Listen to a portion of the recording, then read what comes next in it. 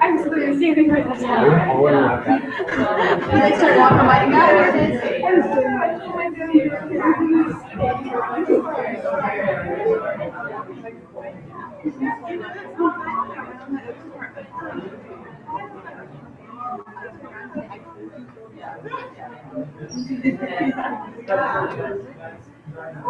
Well, I know. He would have his own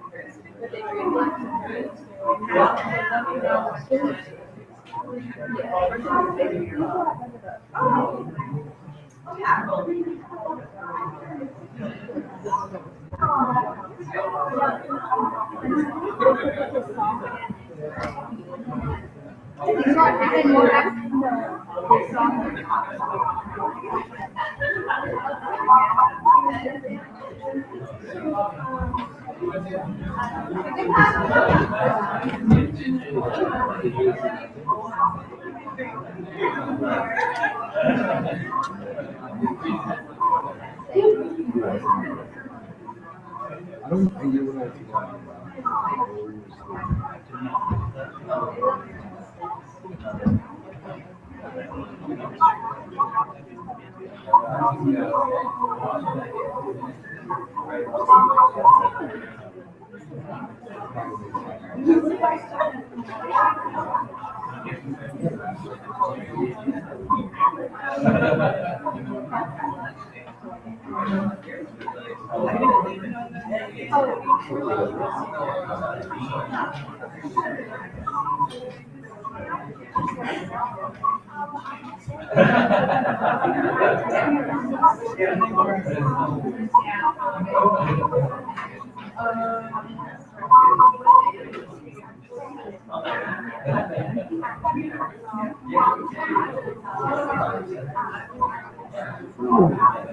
oh, really? Oh, sorry. Is that because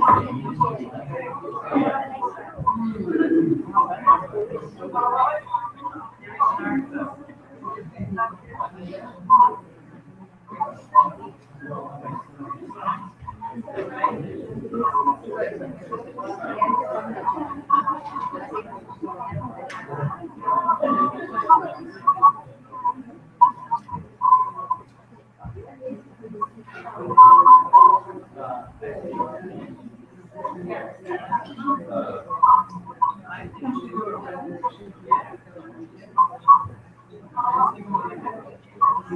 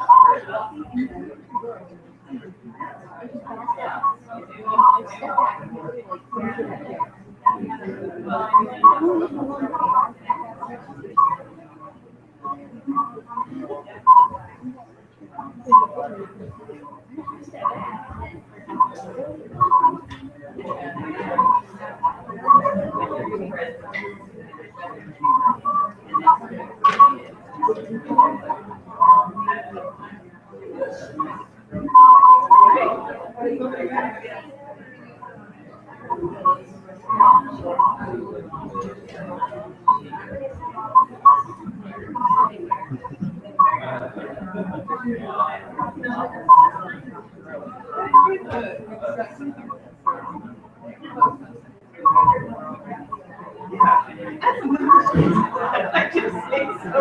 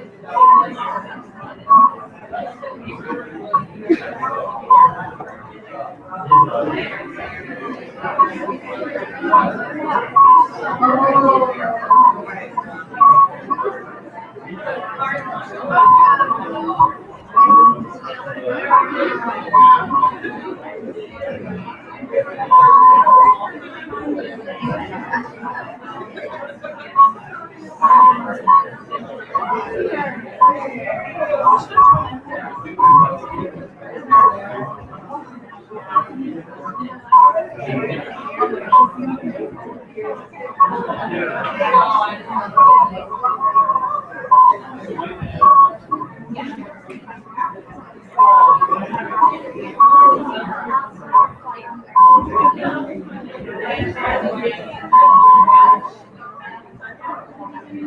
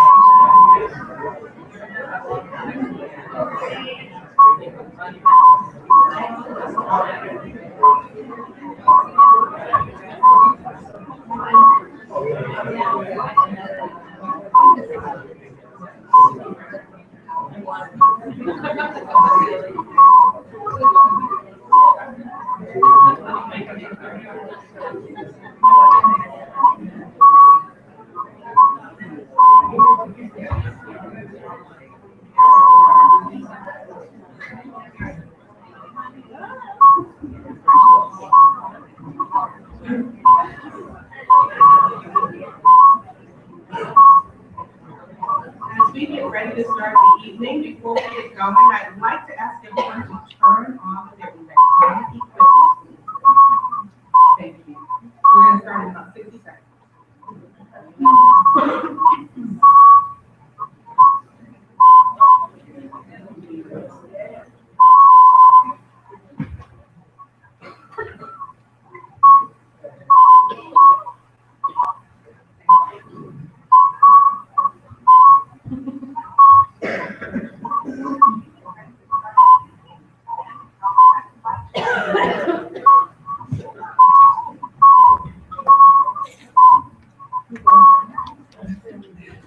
Good evening, everyone. Good evening, everyone. Thank you. My name is Yolanda Neville, and I am the vice chair for the Leslie University Diversity Council. And it is my pleasure this evening to welcome all of you here.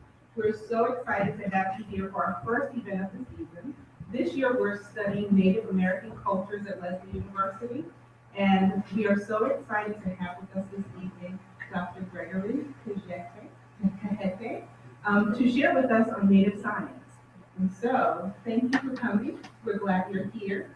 And I would like to turn the floor over to Philippe Vieira, the chairperson of our events committee.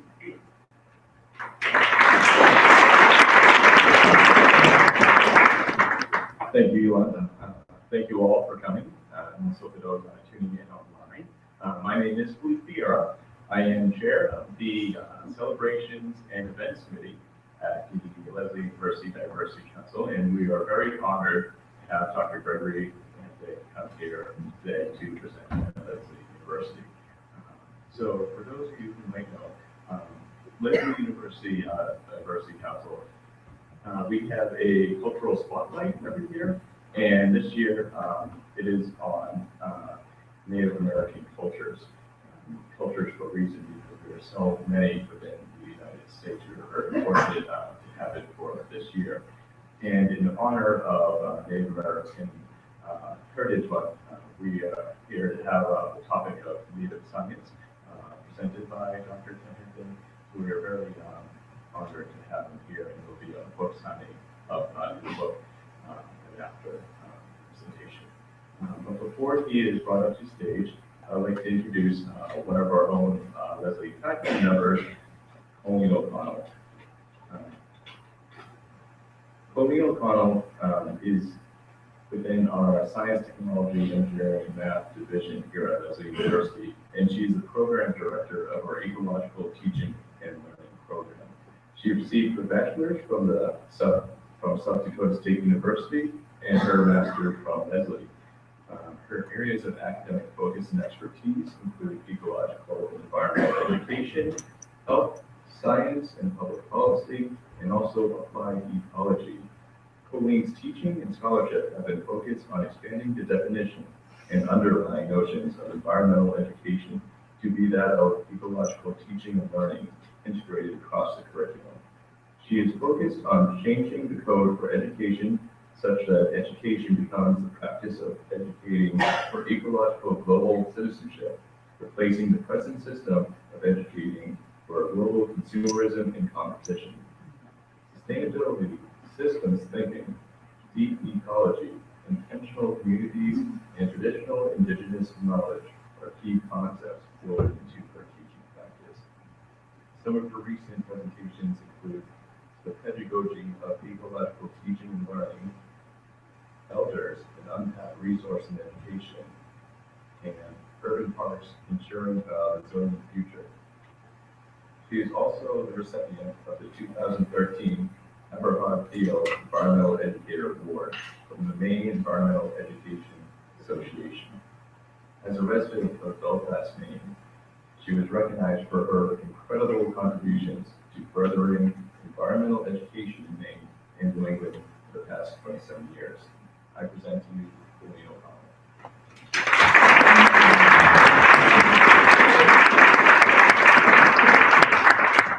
Thank you. Always interesting hearing about yourself.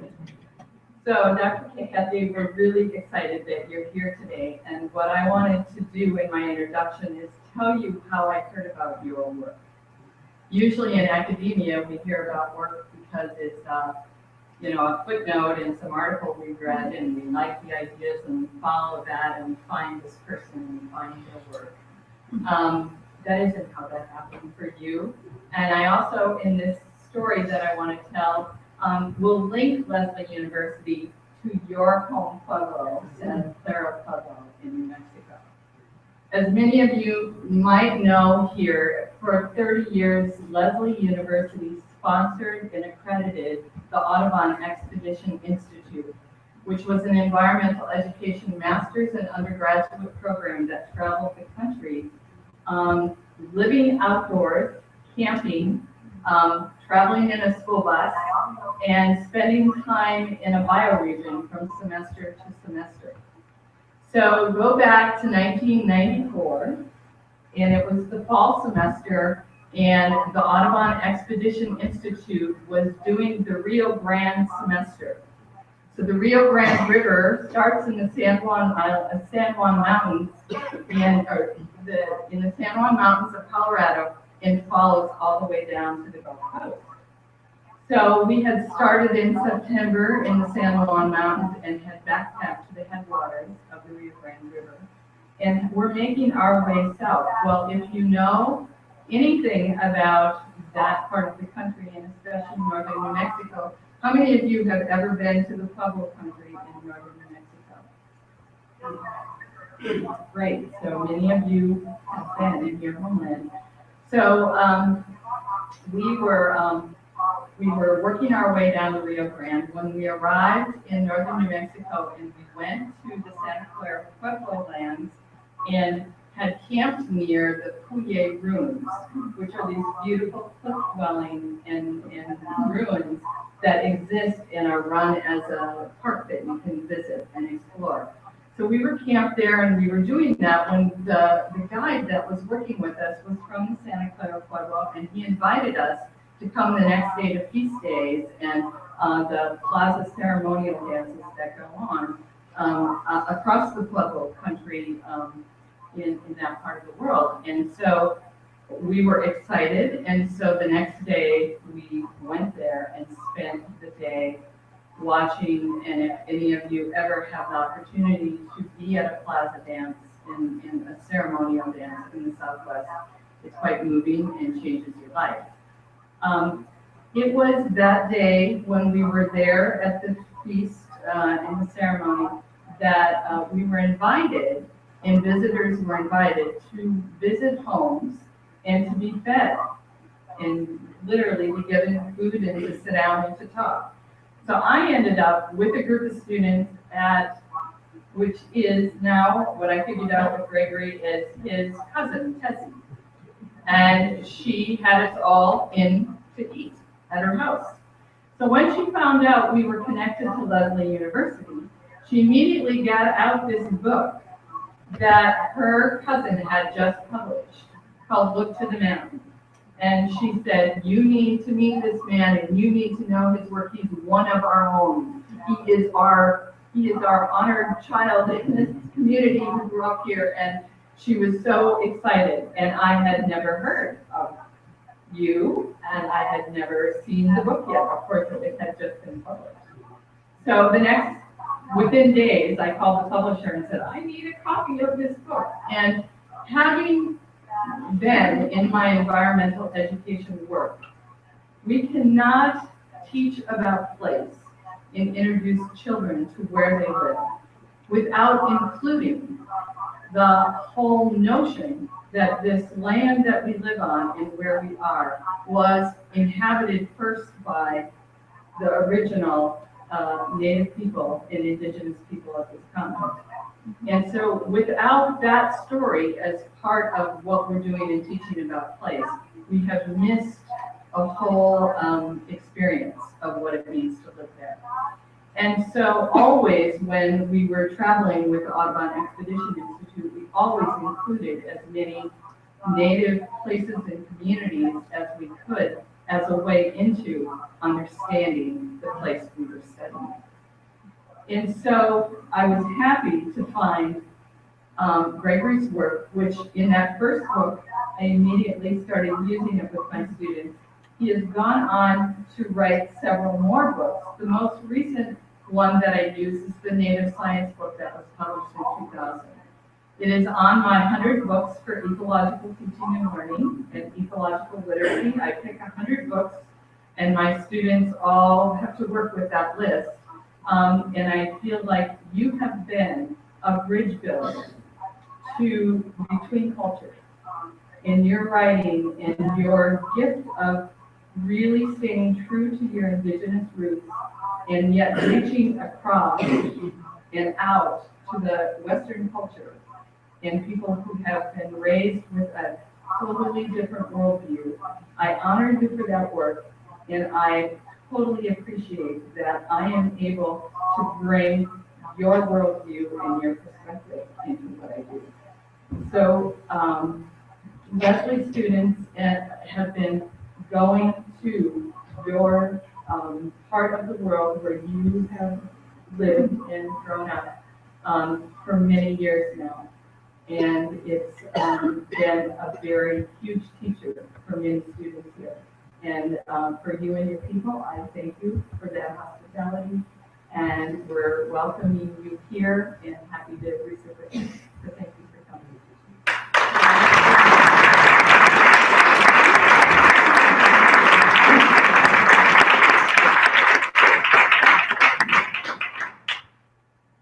Well, that was a really nice introduction. I'm going to go ahead and put on this.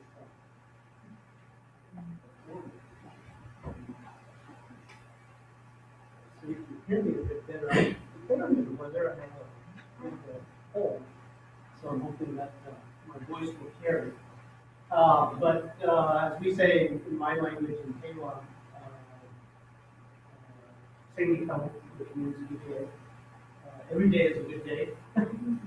You just have to find that goodness each day. It's really a pleasure to have this opportunity to address you and to give you some words or share some words with you, thoughts and perspectives about Native science in this case. I do a lot of presentations around the country with regard to indigenous education, sustainable community, and science education with a cultural responsive twist in the context of looking at not only Native students, but minority students in the whole realm of science. My background essentially, I began as a field biologist. I went to New Mexico Highland University in the 70s and trained to be a field biologist, essentially. And then, almost as a fluke, I decided to take a minor in know, as insurance, just in case. And was during my student teaching, I was because it was close to home, I was invited to do my student teaching at a school called the Institute of American Indian Rights in Santa Fe, New Mexico, which is one of only three at that time, what we call tribal colleges today, that was essentially run by the Bureau of Indian Affairs and focused on a 2-year post high school education for the students. In this case, this school was a school that focused on the arts as the foundation for teaching about other subject areas, but it was really an art school. So it has become, it is very famous for its work, having trained many native artists in the United States, and continues to do so. So I stayed there for 21 years. Ended up, being captured by the spirit of education, and really the spirit of the education that was happening at the Institute at that time. I was asked at that time also by the president of the school, whose name was Lloyd T. Lemieux, to create a curriculum that integrated science with art with the cultural perspectives of Native students that were attending the institute, which essentially were all tribes in one way or another represented, second or third generation urban Indian students coming from Minneapolis or Chicago or Los Angeles, to students that were attending the school for the first time just off the reservation. So we had a real diversity of students at that time.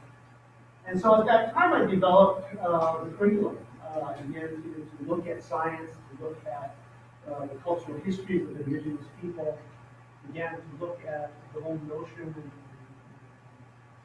began to really understand the nature of curriculum design and research. I did come up with a curriculum that integrated science with art and cultural perspectives.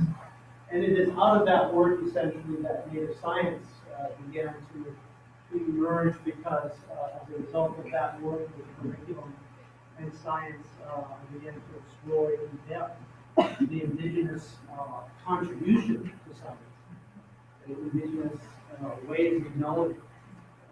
Began to look at my own personal background and the history of my own people and my own community with regard to what we call science today. And so I use the word native science essentially to describe native ways of knowing. I get in trouble sometimes when I do this with really scientific audiences. I did this one time at NASA. They were very disturbed by me using the word science.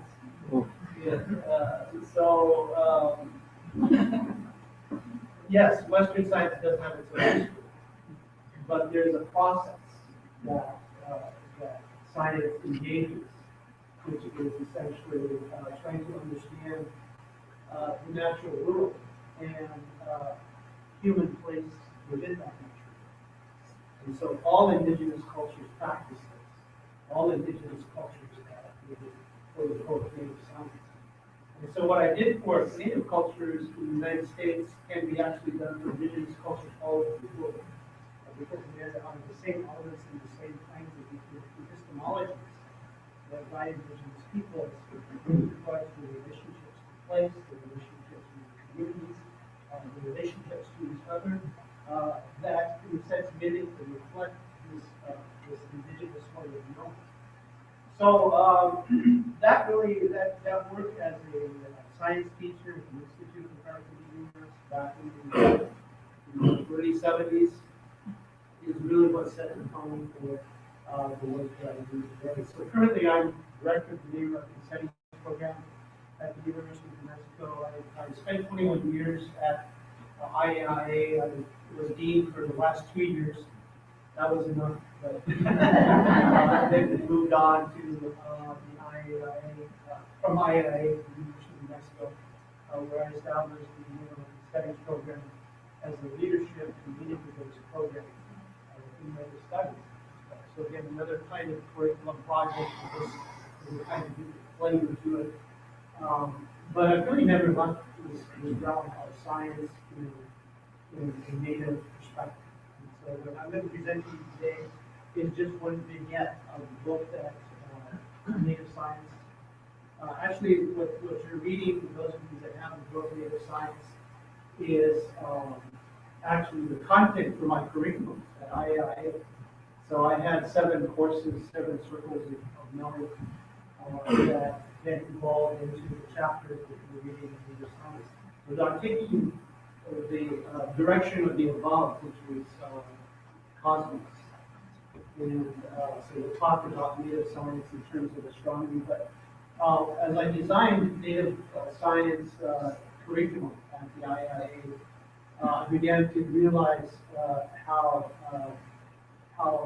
indigenous science processes work and are disseminated or transferred from generation to generation through slower events, through song, through art, in a variety of different mechanisms within traditional communities, where this knowledge and this understanding continues to be practiced even today among many of the communities that I come from, public communities who still have many of these understandings and perspectives.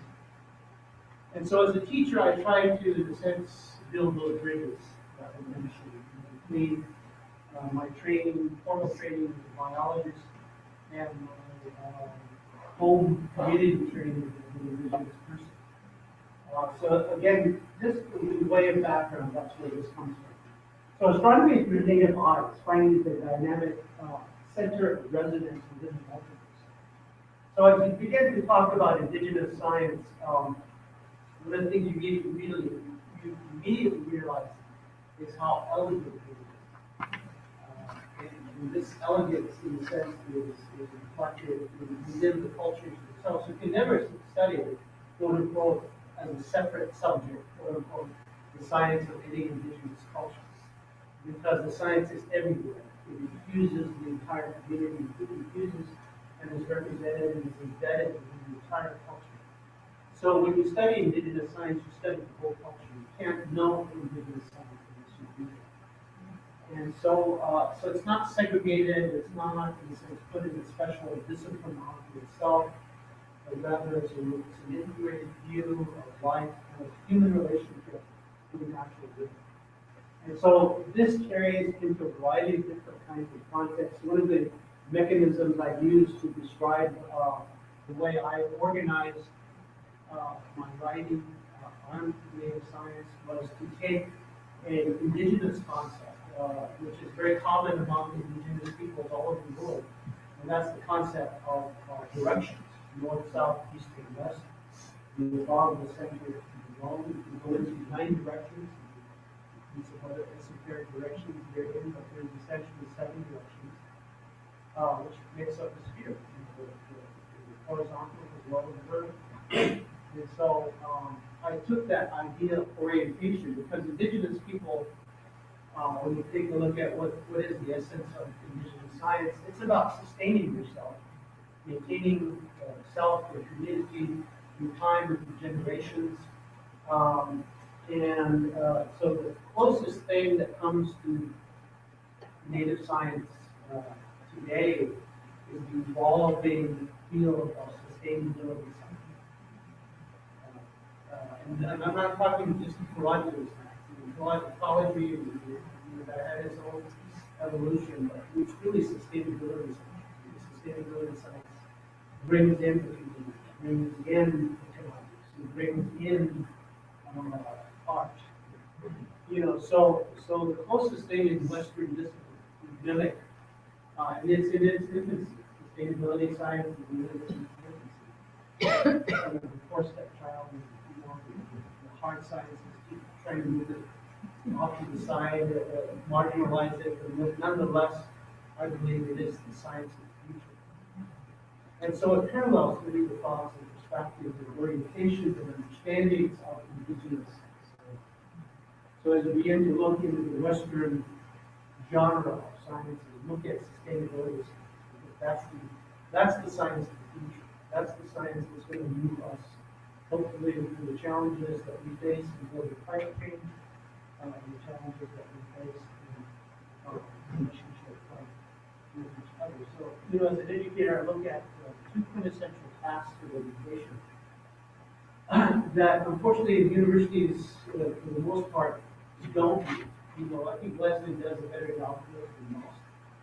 But there's two quintessential issues that we have to face. First, and they're about relationship. They're about relationship.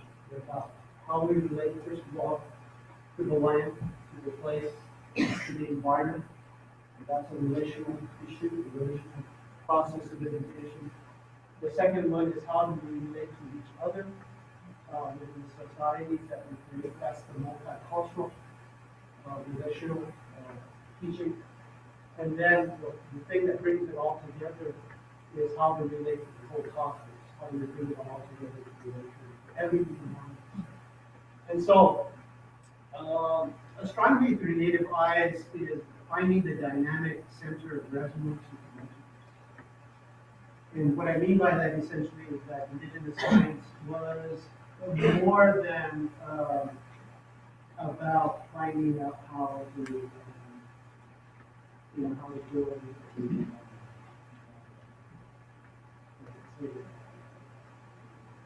Atomic, atomic, kind of the notion of how the atom works and how it works to each other. It's more than just not a good thing. It's good, but you know what I mean. It's about that plus everything else. It's about context. So the science of context, it's a science of relationship. It's a science of interaction. It's a science of participation within the context of the action. And so I use this first slide as a way to sort of describe that relationship. A good friend of mine, Conrad House, who passed away from AIDS a few years ago, did this particular piece. I'm also an artist, so that's how I also ended up at the other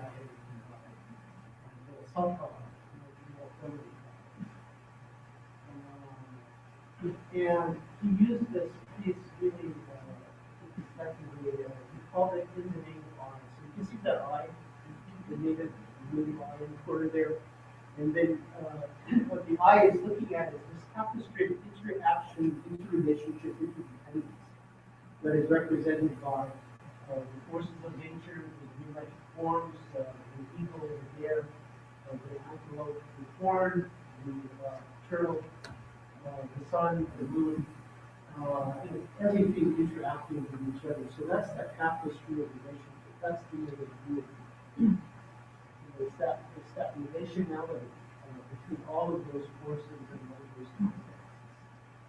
And so that interdependence of relations is really what native science is about. So these are some of my references, and out of those references, some of these thoughts come.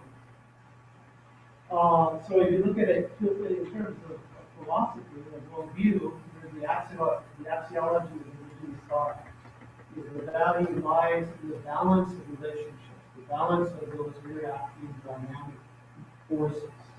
Okay?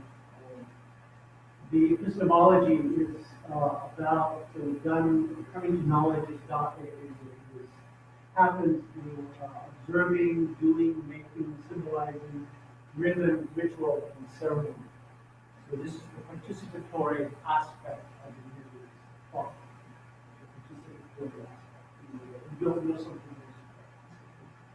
It's being, it's making, it's relationality, etc., etc. The logic is that all elements of being in the multiverse are linked together. So it's not a universe, but it's those tapestry of relationships and those multiverses interacting together to form the world that we know and that we understand. Its process is working with the understanding that all things are dependently interrelated in the harmony and balance of the multiverse. The other Western science, at least in terms of some of these thoughts that we close to neuroscience, is quantum physics. in terms of the way that it describes natural processes and how life happens, how energy is exchanged with, with bodies. It's a variety of those ideas and perspectives. But indigenous people were, through observation, able to come up with these thoughts, with thousands of these thoughts. In terms of first insights, native science really is a product of the creative journey, a different kind of creative journey than this one. I have to say at this point, it's not that Western science didn't have this idea. In some ways, it did, in terms of its history. It appears to look back that there is an indigenous kind of Western sentimentality that early other indigenous groups. But Western science itself involved in a very particular historical kind of context, historical political context that gives rise to what we call science theory. So native science is a metaphor for native knowledge. And it is really the stories of the world that include creative ways for living and participating in relationship with the world, the processes for seeking life, relationship, and meaning. So, in Santa Clara, when we have our ceremonies and dances, we open and we greet each other and we espouse why we're doing what we're doing. And it's one phrase, Lord, do this for life. And so that idea is a metaphor that essentially capsulizes the entire essence of why we do what we're doing. In some cases, dancing, other cases, community health, other cases, interacting with family, history, etc., etc. So that idea of seeking life is really based on the idea that goes back to that idea of sustainability.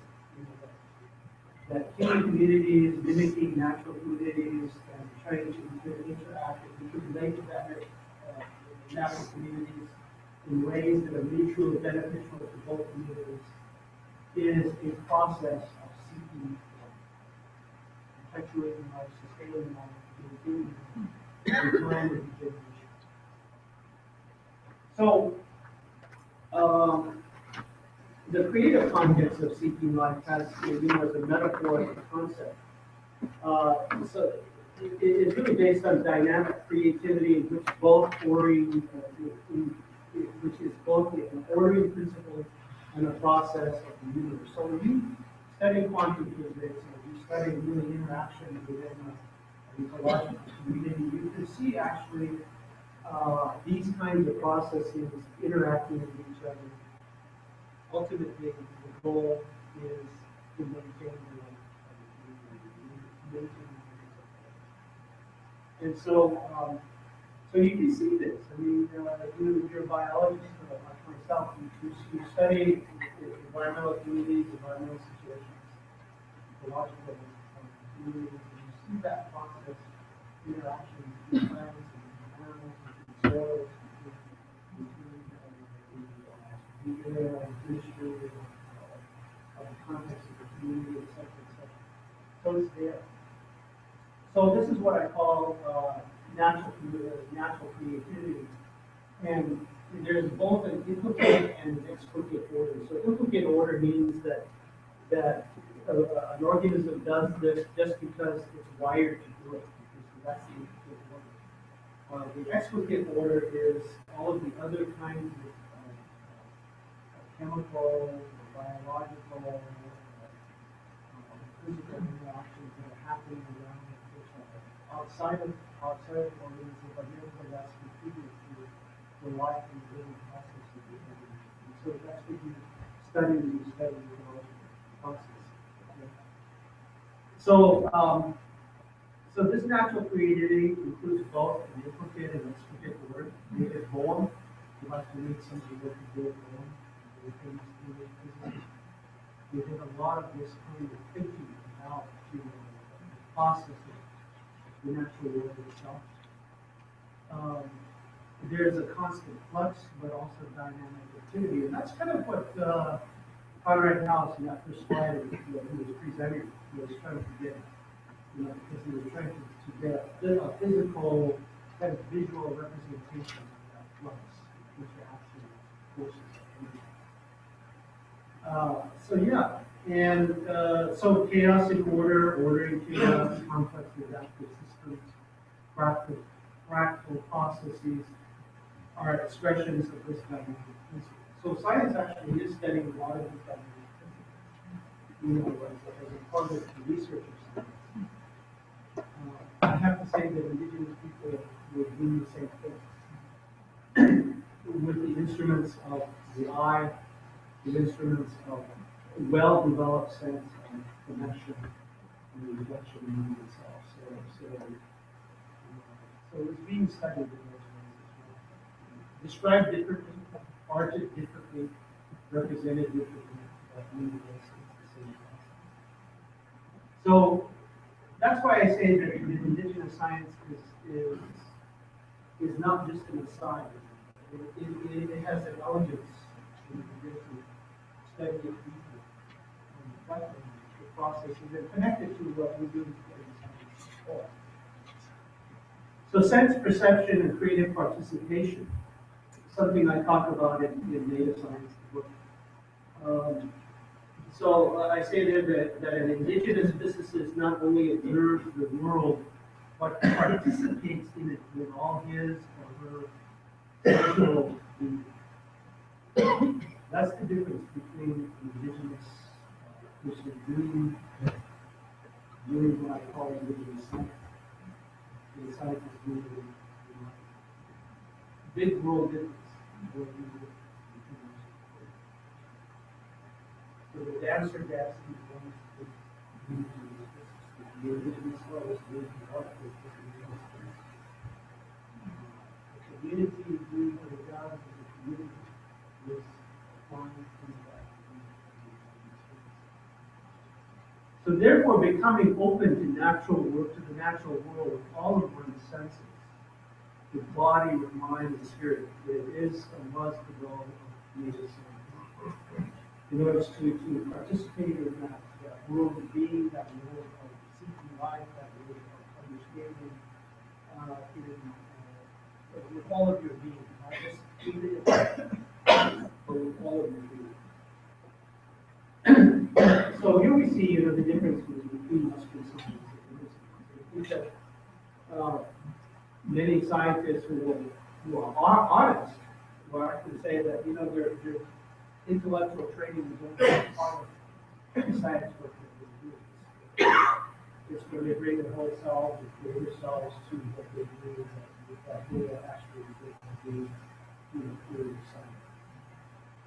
And so there's another term I use in the book, metaphoric mind. And my good friend who's passed away, Bob Samples, who was a researcher in Canada that I used to work with, describes the metaphoric mind as the nature mind. And it has been evolving in human beings for over 3 billion years, with its greatest evolution occurring 70,000 years ago in the Paleolithic period. So, we know that 70,000 years ago, all of a sudden there's this plethora of art being produced, what we call art today, painting, various forms of expression in human cultures all over the world. That's also in the mind makes a major shift between the physical beingness of something and representing that physical beingness in some other form, in the representational form, in the metaphorical form. So that was going on not only visually but also with the evolution of language, human language begin to evolve. So it's linguistic and also philosophical. So we know that there was a shift in the human brain something got wired differently as a result of human interactions and actually what the planet is actually. And so that's where the metaphoric mind comes from. It's evolving and continues to evolve, and so science, and especially native science, relies heavily on the metaphoric mind. Understanding something here, and so native science works with the rational mind and metaphoric mind simultaneously. Its processes are tied to creativity, to perception, to image, to physical sensing, and to intuition. So what is this native mind I'm talking about? Well, it reveals itself through symbols, visual and spatial reasoning, through sound, through kinesthetic expression, through various forms of creative, ecological, creative, spiritual thinking.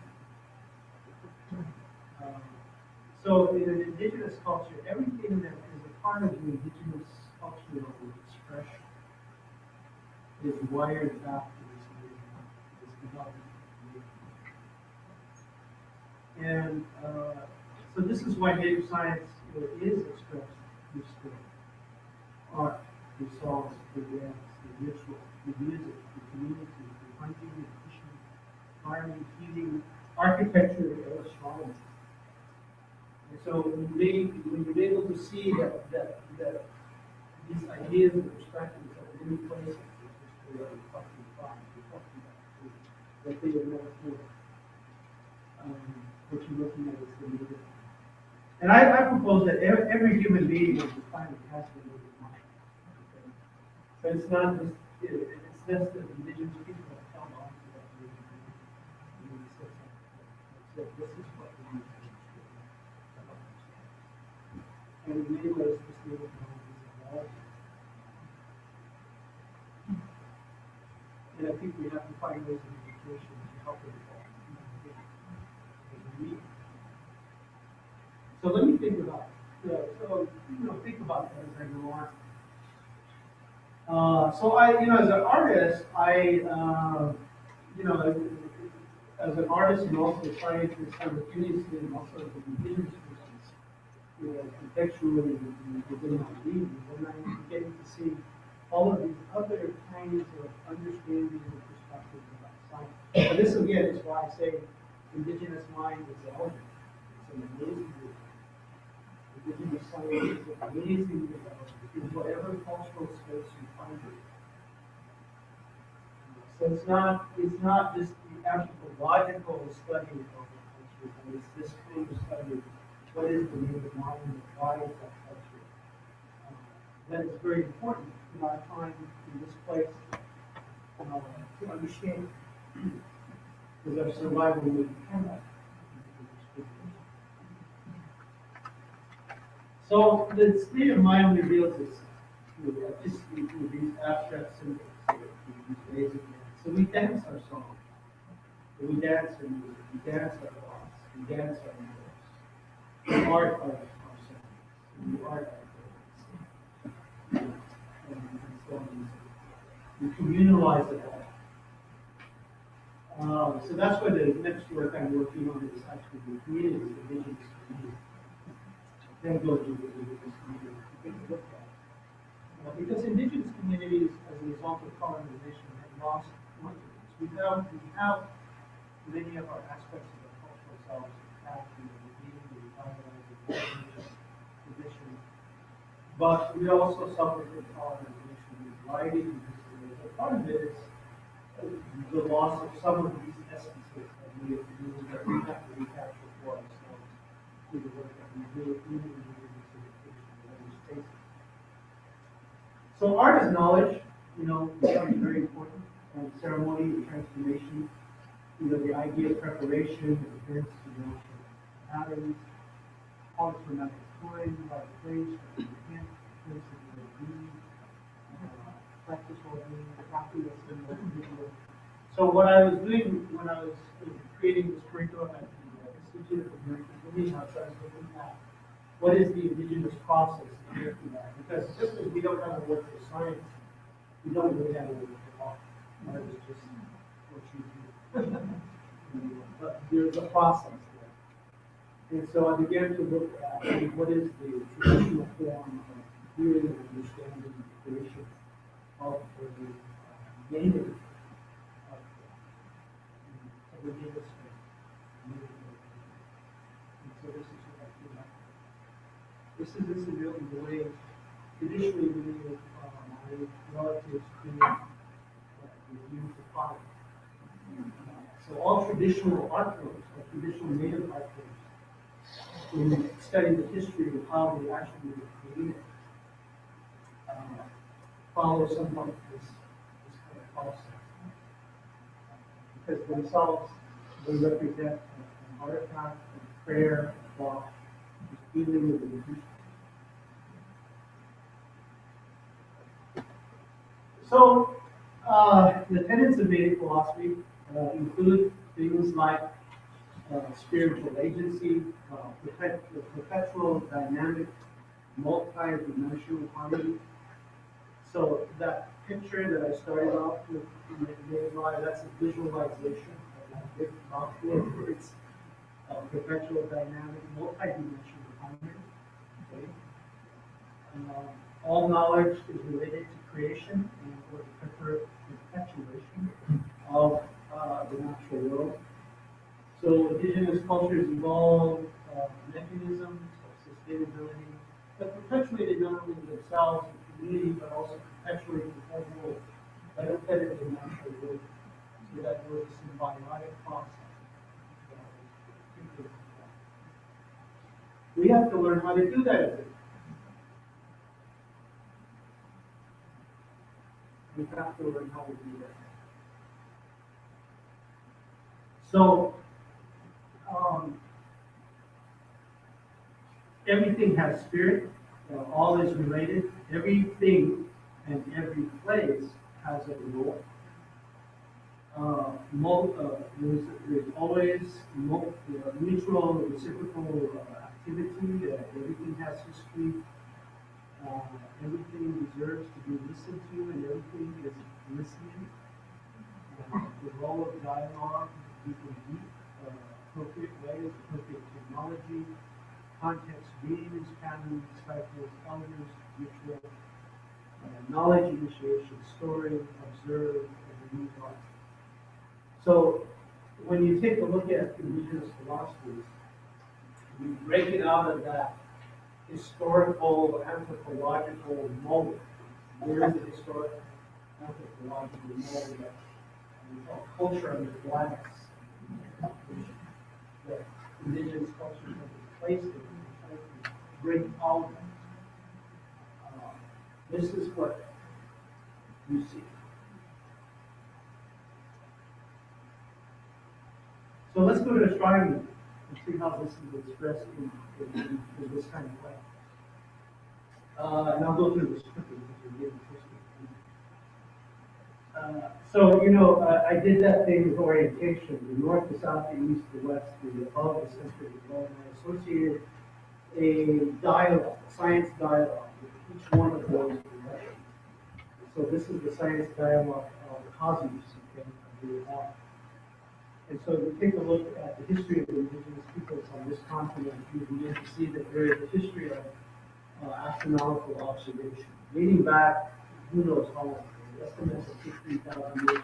It was probably more, and they'll find evidence soon, but we have a place in Baja, Mexico, that we think is about 10 to 12, maybe 15,000 years, a little bit short. It's not popular rock, in which we think that alien hunters were marking the movement of the sun from equinox to solstice, so from the back equinox to solstice, that they were actually counting the days, and seeing some solstice, winter solstice, equinox or two, that they were looking intently at the sun, the moon, and the movements of the cosmos, movements of stars, and constellation, 15,000 years in There's more evidence in places like the medicine wheel in Wyoming, where we have a whole gamut of medicine wheels with no reviews for astronomical observation.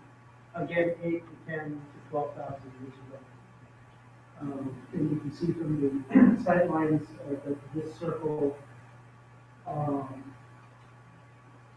different stations, instead of different stations, you can see summer solstice sunrise, you can see summer solstice sunset, you scale with the circle associated with the major circle, yeah, you can see rising, Sirius rising, and then also Aldebaran. These are all what we call indicator stars, and they herald the coming of the solstices and the equinoxes. They were counting time, and they were counting celestial time, particularly 10,000 years. So this is where we get into the quantum physics of a lot of this kind of work, and this goes back to the title that I began with. It was about indigenous people not only counting time, but creating a context in which they could resonate with this larger order of the universe. Kind of like what we're doing now with, landing instruments out in the comets. It'd be interesting. So, we have sites, throughout Canada, into the northern plains, all the way down into northern Colorado, where the mound builders, not mound builders, but the medicine field builders, represented themselves. The medicine culture 10 to 12,000 years ago. Parallel to that, we have the whole mound builder culture, which revolves along the Mississippi, in which they were doing the same thing. They didn't have large mountains to calibrate, horizon sightings of the sun or the moon and its rising and setting. So they built these huge mountains, like above the tree line, to be able to see where the sun is setting and the moon is setting. And complex, ceremonial cycles, built around those ideas. Mahokia, Natchez, Sun. Some of the relatives and some of the descendants of those mound builder people, they ski potting. And just one example, many examples. So they call themselves the Star People. And so here you see a ski potting Star People. And they created their whole culture to attempt to be in resonance with the cosmos that they observe, the stars, the sun, the moon. And so Earth lodges, models of the cosmos itself, indigenous cultures built their structures in resonance with, to mimic their understanding of the cosmos. So, the Steve Putty, Rick Lodge, the Pueblo Hogan, or the Nano Hogan, and the Pueblo Cuba, the Apache Yucca, all of those structures are built to reflect understandings of that indigenous philosophy. Stargazing was a big, I'm not going to say pastime, it was a regular order of life. And so this is some of the Earth lodges that I showed you. And some of here's a schematic of the cosmological significance of the Stevie Earth lodge. And north to south and east to west, those outside pillars that hold the structure up are the 12 stages of the movement of the moon. They recognize the semi-cardinal directions, and this again is where indigenous people are associating each of these directions, the color, the state of mind, where they're plant and animal. Instead of trying to mimic the order of the cosmos itself within the empty space.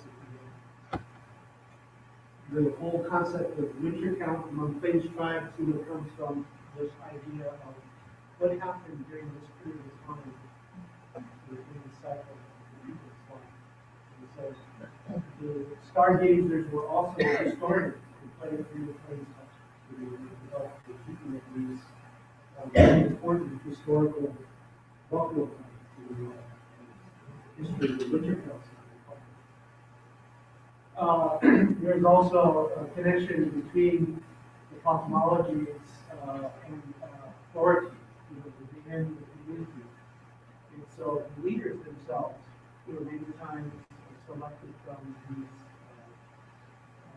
stargates. So in the case of Kahananim, which is the mountain here and Mountain Creek, Chief, both of them holding these stargates, which are carved things that mark the time between movement of sun and moon in the season. There were also chiefs and so it was a diverse practice. The naming, the constellations, the storylines associated with them. The Chaco Canyon, just to finish up with these slides. Where I come from, about 2 hours drive from where I live, you have a very desolate canyon called Sahara Butte. On top of that butte, about the third tier up, there are 3 inconspicuous stones placed in almost what we do in haphazard fashion. They're not. As the sun is moving across the Sahara Butte, and begins to create the dagger of light between those 3 stones. This is what you have. The dagger that starts to form and cuts through these spirals that have been etched into the sandstone, the background of those. So the back of those 3 stones. It is the only site in the world that marks both the summer solstice at noon, the winter solstice at noon, and also marks the routine of the winter cycle. It's both the moon as well as the solar marking. And this is done without anything except this. And it is also a piece of art. So that idea of finding the center, finding human relationship to what is the essence of human relationship to the world and the cosmos, was really that idea of resonance. The idea that you can create a resonance, a connection, deep connection, consciously with the cosmos. Then you are with the with the That's the revolutionary thought.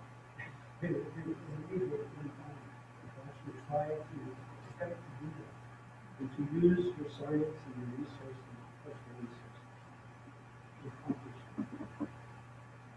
So it's that idea, you see, of elegance that I'm talking about, how it works to the equinox, to midsummer, to midwinter, in terms of its marking, the idea of time and space.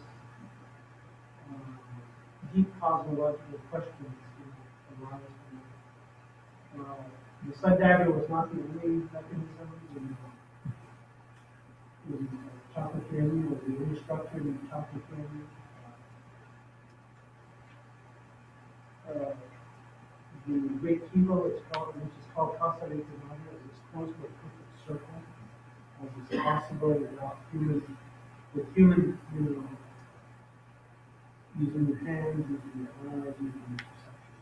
So all sorts of use, but it's as close to a perfect circle as possible, using the human factor. So this is the way summer solstice looks. The African feet up the canyon, sitting in the edge of the chocolate oscillator.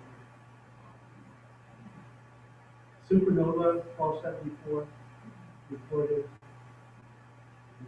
story, on the sides of culture affecting the moon in supernova phase.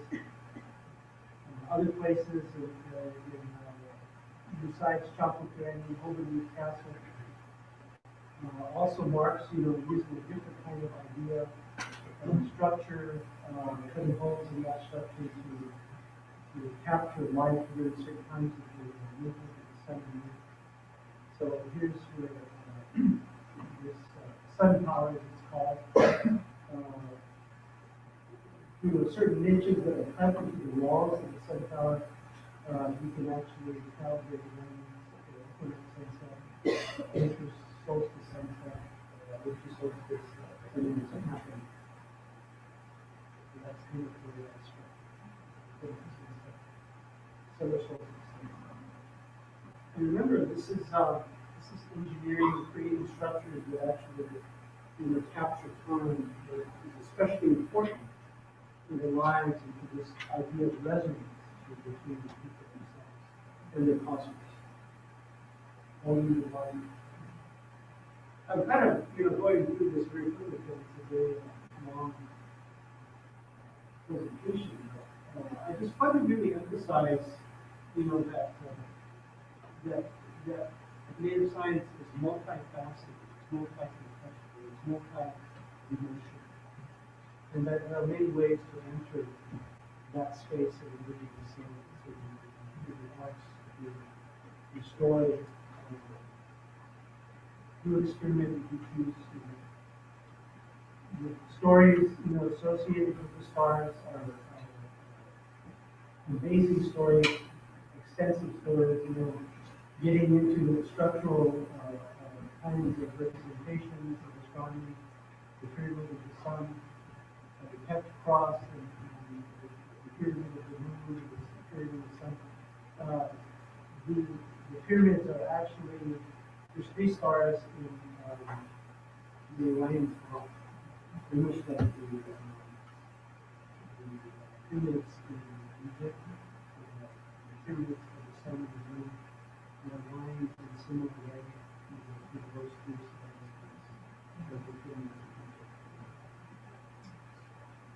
And then you recognize this little thing called the Red Cross? Where did you see that before?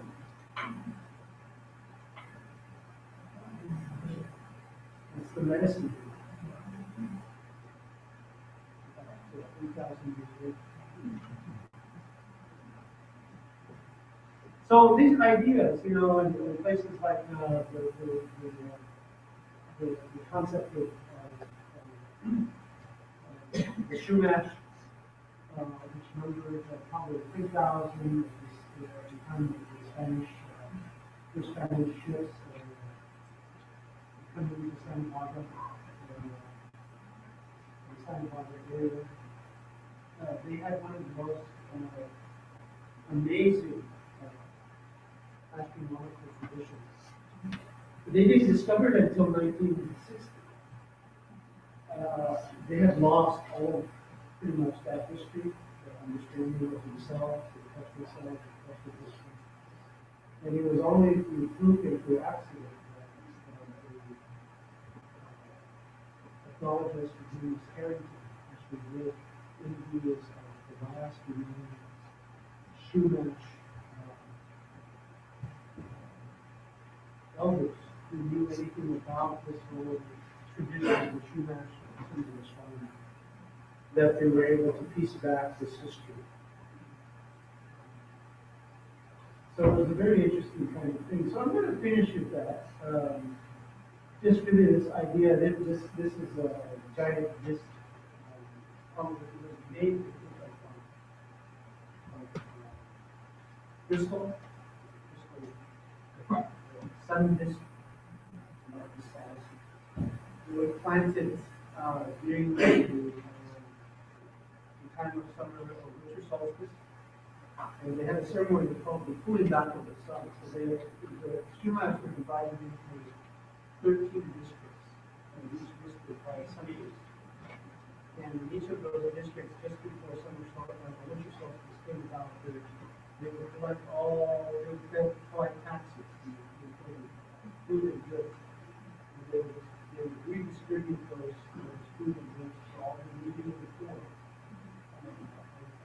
all of the districts. They will bring access to the central institute, and then all of the 13 stargates will come and do events of pulling back to the sun.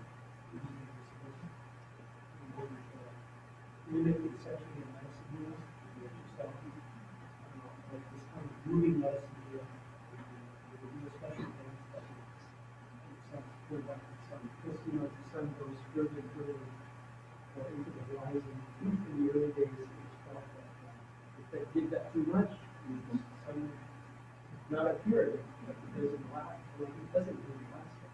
So they wanted to make sure the sun stayed, the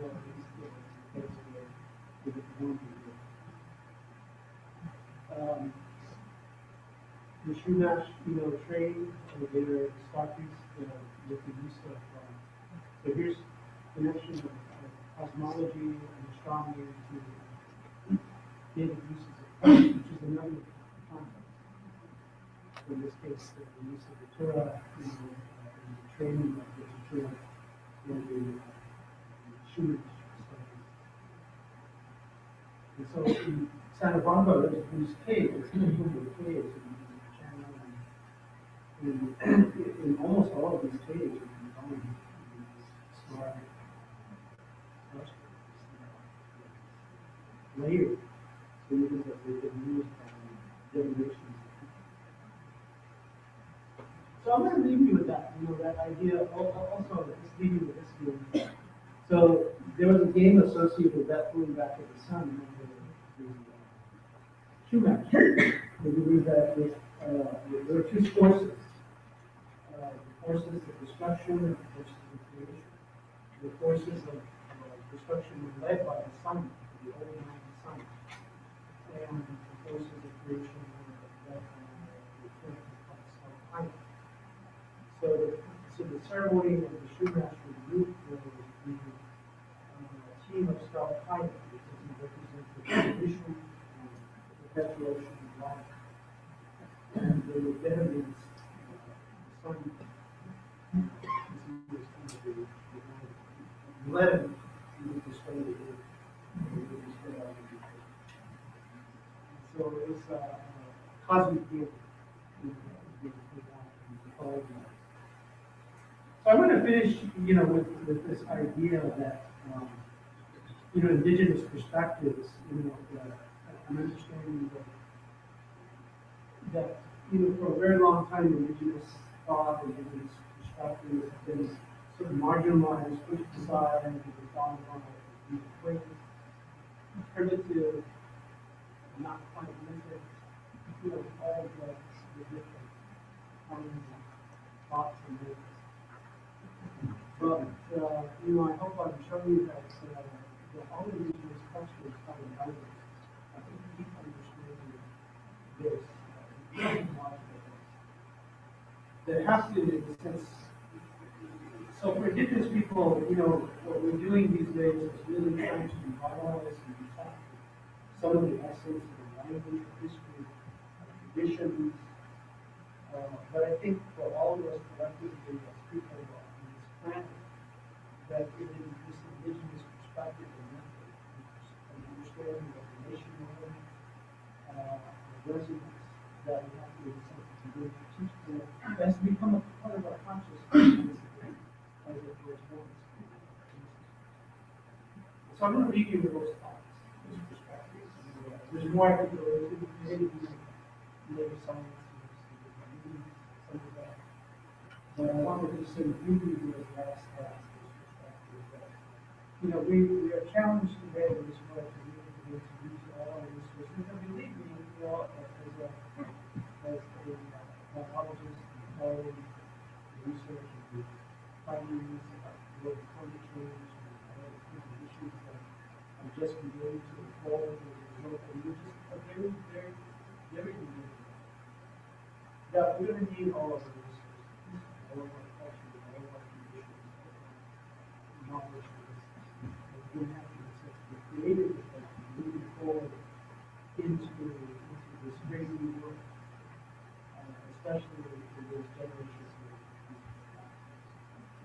And so, really, it really does improve us.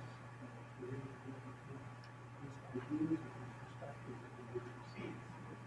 That it's really, we keep them, they stay. So with that, I would like to say, we improve them. Thank you so much. Thank you, Commissioner. I guess I have a few minutes.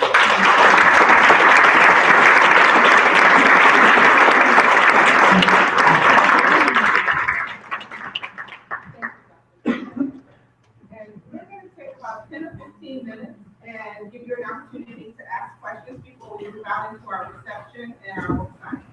So Felipe is going to run the mic, and we'll spend a few moments more.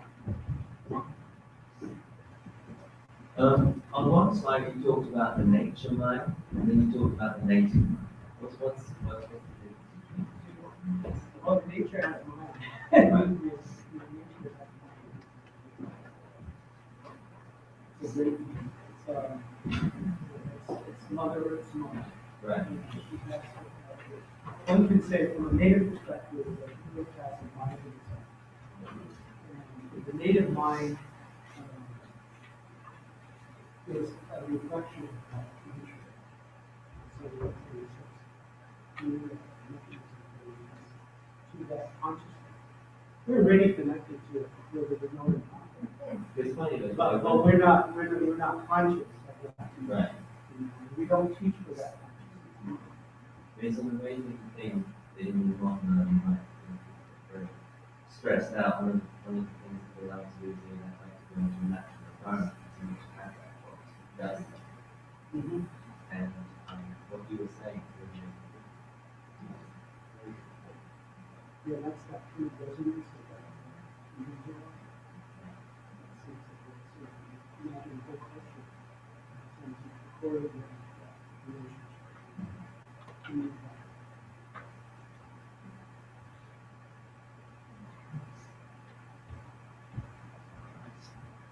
Hi, I'm so glad you have come.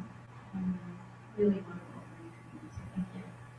And I'm curious, I'm a doctoral student. I often wish I were like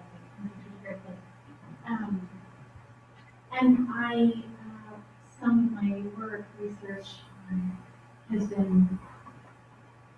is working with some kind of what you're talking about, trying to challenge some of the Western knowledge systems to provide space for other ways of knowing. And I also struggle as I want to do it as respectfully as possible, and I'm not in close collaboration with the indigenous community right now, or who blesses play with some folks in Peru's Amazon. But I wonder, as a white woman and as a descendant of European parents, how to sort of not engage in cultural association, how to be, how to be as respectful as I can, and honoring and extend the work that you're talking about without being colonialist in the process. I wonder if you can say something about that. Well, it's what you do as a Western research, because the whole premise of Western research, history is for but I think that if you do that, you can begin to feel these values of ethical choice. You can support indigenous people in a variety of ways. Just because of the expertise that we bring to the situation.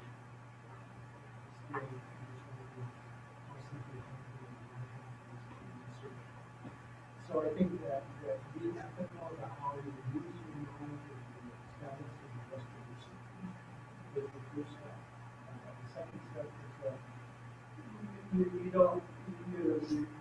try to work with indigenous cultures as much as you can with your training, wise and behavioral values, and cultural ways of research society. But then you have to bring that and transfer that back into what you can understand of what your situation is, how to use the ideas and the perspectives of that space when you interpret context of others. There are plenty of issues that have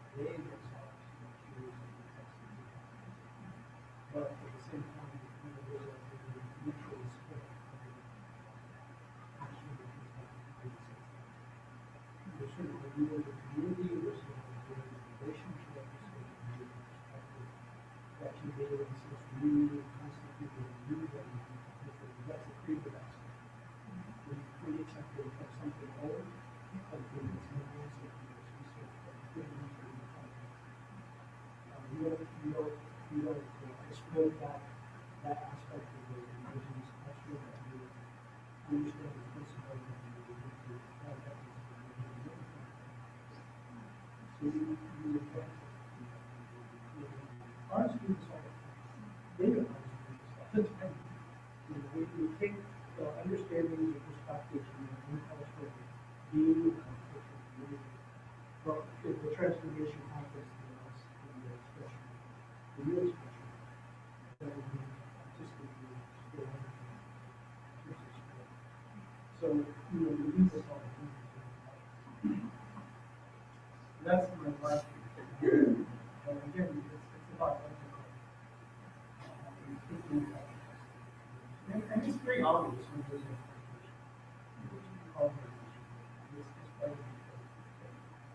it's very recognizable. Here, one or two more questions. Me? Okay. Okay, so I'm feeling super brave because I'm back here like really sad. But in a good way. I'm just really touched for being able to be here.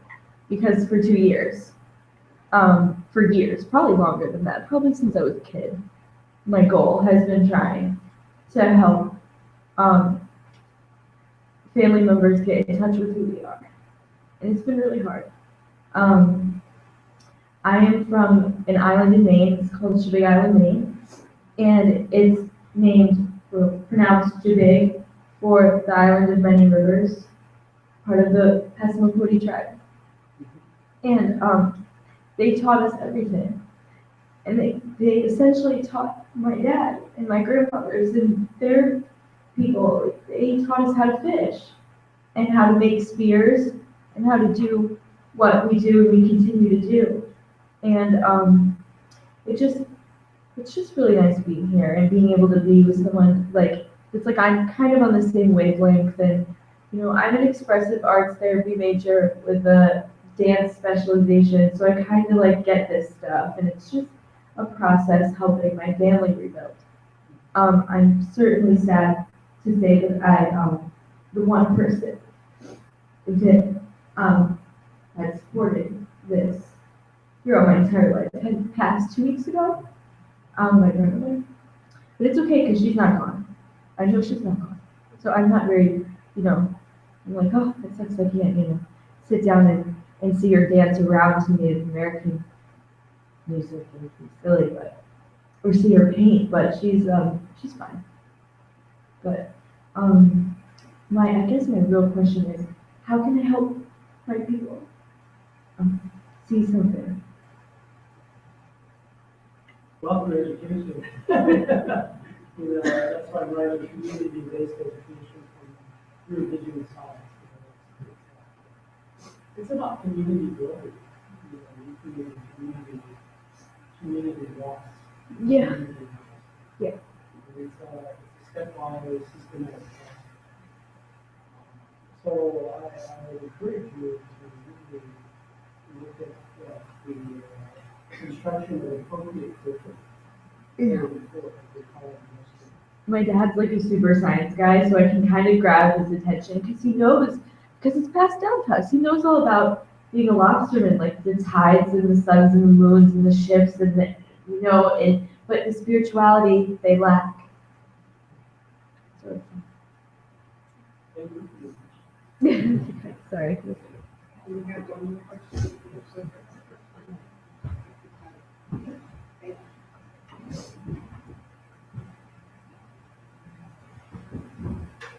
First of all, thank you so much.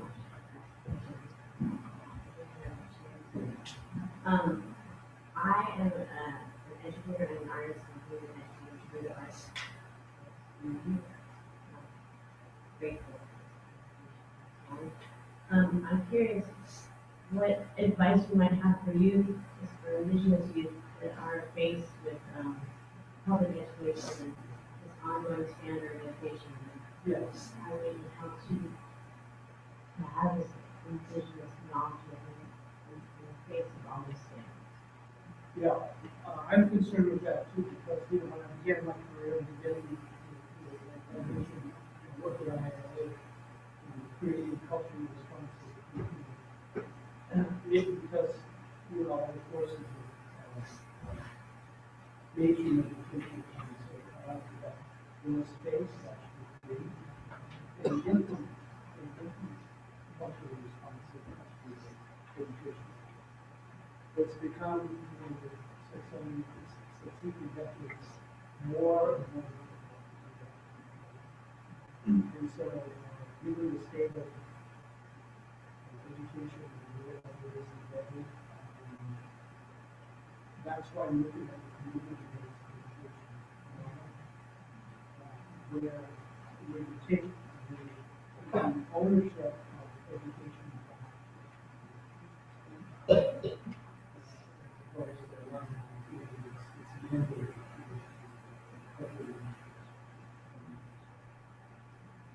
So we empower communities to become educators of solve the world. So since that's the system, you can see a train wreck about to happen. Okay, because the train's coming, there's a big cliff over here. You say there's a cliff over there, the train is coming too fast, you do pay attention to the train. That's fine. So I do this kind of work now with the idea of how to community-based and kind of community be able to re-energize and revitalize the communities out of the context.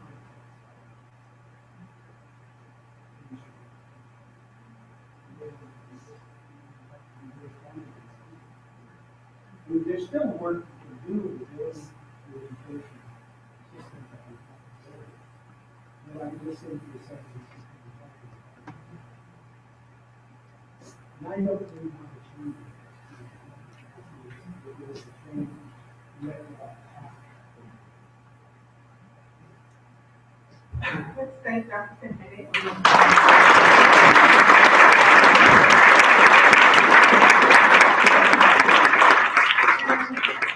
Thank you again for coming, and please join us for a reception here in our lobby area and a book signing, so we can continue the conversation outside. Thank you again for coming, and have a good evening. And on that